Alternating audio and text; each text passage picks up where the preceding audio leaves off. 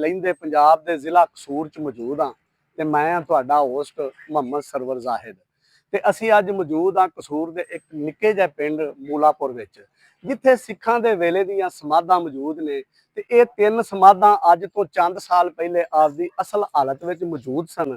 ਤੇ ਅੱਜ ਅਗਰ ਅਸੀਂ ਇਹਨਾਂ ਨੂੰ ਵੇਖੀਏ ਤੇ ਇਹਨਾਂ ਵਿੱਚ ਜਿਹੜੀ ਖੂਬਸੂਰਤ ਵਿਚਕਾਰ ਖੜੀ ਹੋਈ ਸਮਾਧ ਸੀ ਉਹ ਜ਼ਮੀਨ-ਬੋਸ ਹੋ ਗਈ ਹੈ ਤੇ ਬਾਕੀ ਦੋਵੇਂ ਵੀ ਡਿੱਗਣ ਦੇ ਬਿਲਕੁਲ ਕਰੀਬ ਨੇ। ਲੈਂਦੇ ਪੰਜਾਬ ਦੇ ਇਲਾਕੇ ਬੁੱਲੇ ਸ਼ਾਹ ਦੀ ਨਗਰੀ ਕਸੂਰ ਦੇ ਇੱਕ ਪਿੰਡ ਮੂਲਾਪੁਰ ਵਿੱਚ ਮੌਜੂਦ ਹੈ 300 ਸਾਲ ਪੁਰਾਣੀਆਂ ਸਿੱਖਾਂ ਦੀਆਂ ਸਮਾਧਾਂ ਤੇ ਸਮਾਧਾਂ ਇਹਨਾਂ ਨੂੰ ਪਿੰਡ ਦੀ ਮਕਾਮੀ ਜ਼ਬਾਨ ਵਿੱਚ ਆਖਿਆ ਜਾਂਦਾ ਹੈ।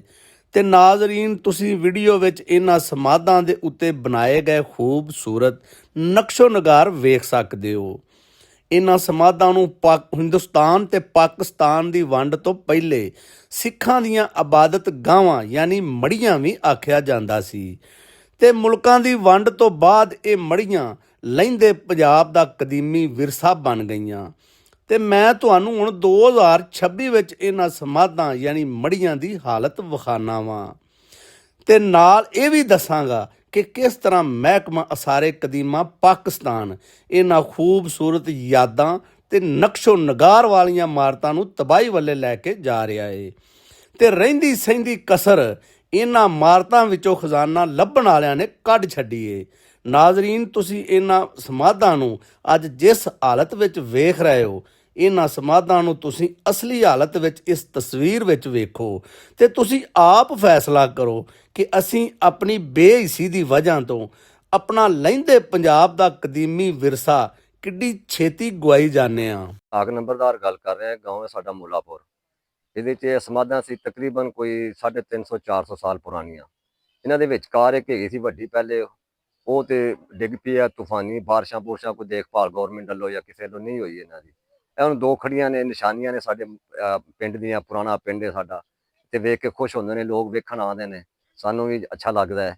ਤੇ ਉਹ ਇਹ ਵੀ ਹੁਣ ਜਿਹੜਾ ਨਾ ਤਕਰੀਬਨ ਖਤਮ ਹੋਣ ਵਾਲੀਆਂ ਹੀ ਆ, ਥੱਲੋਂ ਜੜ੍ਹਾਂ ਜੁੜਾਂ ਖਤਮ ਨੇ, ਇਹਨਾਂ ਦੀ ਕੋਈ ਦੇਖਭਾਲ ਕੀਤੀ ਜਾਏ। ਔਰ ਇਹ ਇੱਕ ਦਰਖਤ ਹੈ ਸਾਡੇ ਕੋਲ ਇੱਥੇ, ਇਹਦੀ ਵੀ ਤਕਰੀਬਨ ਕੋਈ 350 ਸਾਲ ਪੁਰਾਣੀ, ਇਹਨਾਂ ਦੇ ਵੀ ਪਹਿਲੇ ਦੀ ਕੋਈ ਇੱਥੇ ਵੱਡਾ ਪੌਦਾ ਹੈ। ਮੇਰਾ ਖਿਆਲ ਹੈ ਕਿ ਇੱਥੇ ਨਜ਼ਦੀਕ ਸਾਡੇ ਕੋਲ ਤੇ ਕੋਈ ਇਹੋ ਜਿਹਾ ਵੱਡਾ ਪੌਦਾ ਹੋਰ ਕੋਈ ਹੋਣਾ ਨਹੀਂ, ਕੋਈ ਪੁਰਾਣਾ, ਔਰ ਨਾ ਹੀ ਇਹ ਅਸੀਂ ਕਿਸੇ ਜਗ੍ਹਾ ਤੇ ਹੋਰ ਵੇਖਿਆ ਹੈ।